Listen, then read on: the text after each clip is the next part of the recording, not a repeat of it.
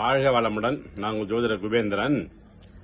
இதுவும் ஒரு நல்ல உங்களுக்கு அற்புதமான தகவலாக தான் இருக்கும். சரிங்களா? அதாவது நம்ம உடம்புல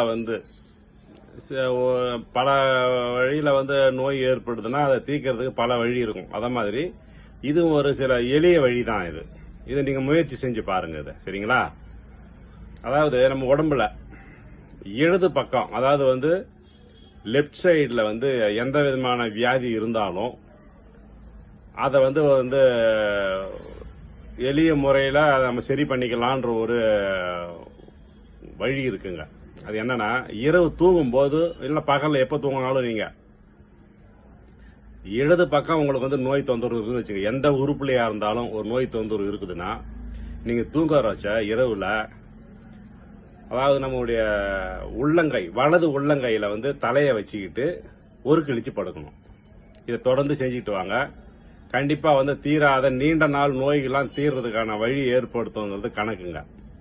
அதாவது இடது பக்க உறுப்பில் கால் முதல் உச்சம் தலை வரைய லெப்ட் சைடில் உங்களுக்கு உடம்பு உறுப்பு பாதிச்சுதுன்னா நீங்கள் தூங்குறச்ச வலது கையுடைய உள்ளங்கையில் தலையை வச்சு படுத்துக்கிட்டு வரணும்.